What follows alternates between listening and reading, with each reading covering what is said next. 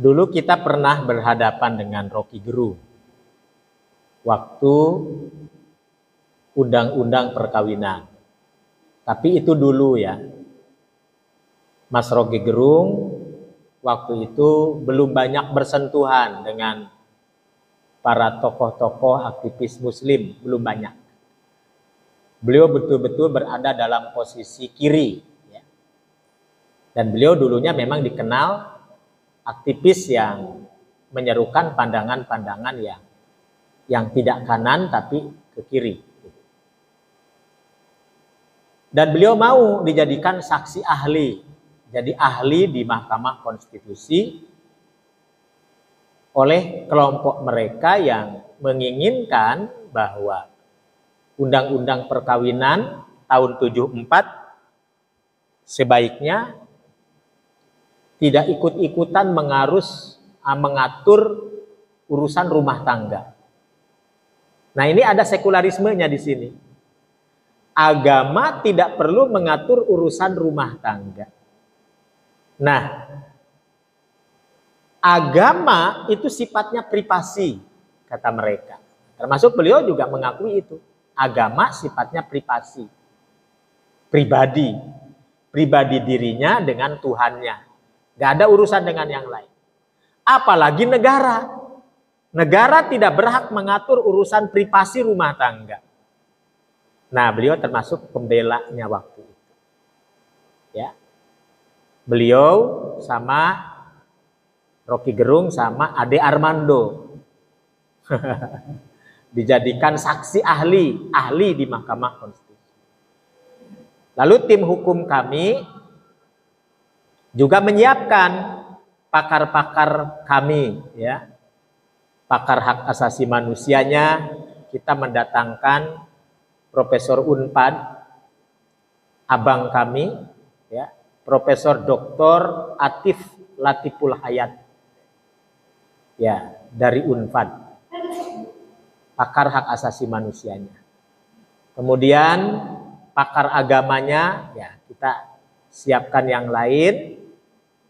Termasuk saya diminta untuk mengirimkan tulisan kritikan terhadap pandangannya Ade Armando dan Mas Rocky Gerung. Ya, itu dulu ya.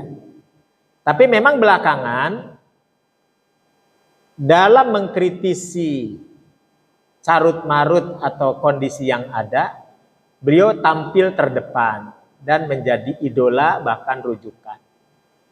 Bagi saya tentu saja tidak berlebihan di dalam memposisikan beliau.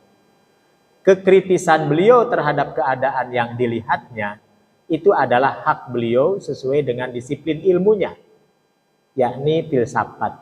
Ya. Tapi memang tidak juga harus memposisikan beliau segala-galanya, ini juga salah. Gitu ya. Artinya untuk mengkritisi persoalan yang ada, semua orang berhak mengkritisi. Untuk menjadi seorang kritikus terhadap bentuk ketidakadilan apapun, tidak harus artinya menjadi seorang yang agamanya kuat, yang awam sekalipun merasakan ada ketidakadilan, ada bentuk ketidakadilan, ada bentuk hal-hal yang tidak beres, apa yang kita rasakan. Nah itu apalagi orang yang memiliki ilmu pengetahuan.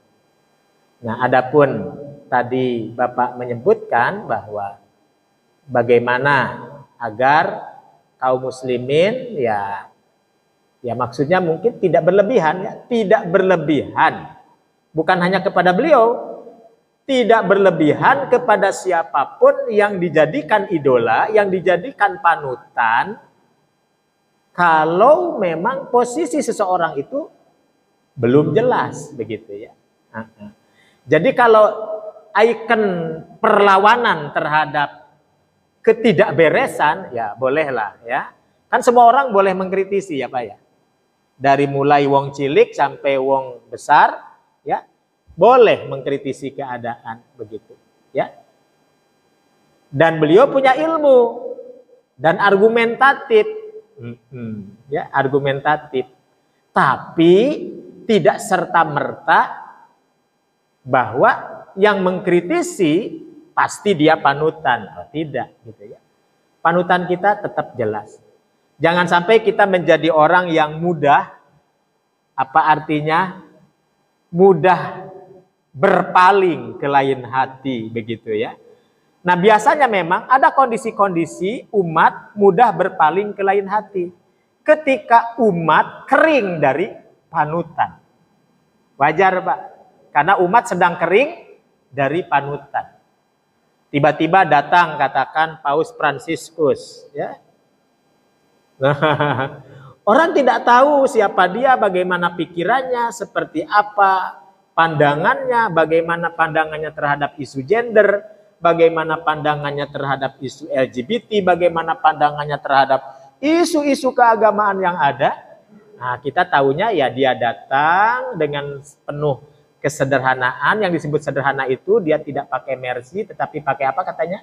Nah, lalu disebut-sebut, oh dia adalah sosok sederhana, panutan, sampai lupa bahwa ini adalah bulan Rabiul Awal, bulan yang dimana di situ Nabi akhir zaman dilahirkan, betul-betul panutan. Lalu orang rame bahwa oh ini telah datang sosok panutan. Bahkan seperti yang kita lihat ya, banyak perilaku-perilaku yang dipertontonkan kepada masyarakat luas yang seolah-olah betul-betul ini adalah panutan. Kita punya panutan kan gitu. Kalaupun harus ada panutan setelah Nabi akhir zaman, kata Imam Abdullah Al-Mubarak, kalaupun harus ada panutan setelah Nabi akhir zaman, man yata'assa falyata'assa bi ashabi Rasulillahi sallallahu alaihi wasallam. Kalaupun kita harus bergeser panutan setelah panutan utama Rasulullah, panutan kita siapa? Para sahabat ridwanullah alaihim ajmain. Fa innahum abarru hadhil ummah, karena tidak ada yang lebih baik di antara umat di kolong jagat ini setelah Rasulullah. Itulah para sahabat ridwanullah alaihim ajmain. Ahsanuhum khuluqa, akhlak yang paling mulia adalah akhlaknya mereka. Aktsaruhum ilman, ilmu yang paling banyak adalah ilmu yang ada pada mereka. Tuh. Jadi kalaupun mereka berbuat salah karena memang mereka manusia biasa, maka Abdullah ibnu Mubarak mengatakan aqalluhum takallufan. Kalaupun berbuat salah, mereka betul berbuat salah.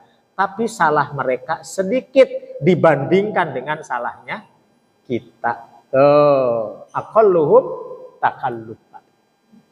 Jadi saya setuju dengan Bapak ya. Kekritisannya iya. Nah, kita acungkan jempol dan beberapa pandangan sama begitu. Maka beliau banyak dikolaborasikan dengan siapa? Ustadz Abdus Somad ya. Kemudian dengan yang lain-lain masih semakin menambah. Tapi nggak mengapa. Kita tinggal mendoakan saja. Andaikan beliau mau menggeser barang sedikit, betul-betul naik makomnya pada tingkatan keimanan yang paripurna, masya Allah ya. Nah itu kan tinggal mendoakan saja ya. Didoakan saja Pak. Didoakan saja. Karena mencari orang kritis di zaman ini agak susah nih. Ya. Mencari orang yang kritis di zaman ini agak susah. Cuma betul beliau punya riwayat dulu pernah bela-belain mereka. Karena beliau kan awalnya ya pokoknya segala sesuatu yang bertentangan dengan hak asasi manusia, nah dia akan lawan begitu. Nah dianggapnya LGBT ataupun kawin beda agama itu kan hak asasi manusia. Nah, makanya dia bela. Nah di sini mungkin letak salahnya ya, harus kita kritisi. Dan alhamdulillah saya kritisi itu dalam tulisan saya terkait dengan keharaman kawin beda agama menurut Islam yang saya bacakan waktu itu di Mahkamah Konstitusi bulan November tahun 2022 ya. Atas artinya permohonan tim hukum dalam pembelaan Undang-Undang Perkawinan tahun 74. Nah, ini bisa dibaca ya. Baik, ikhwan fillah azakumullah.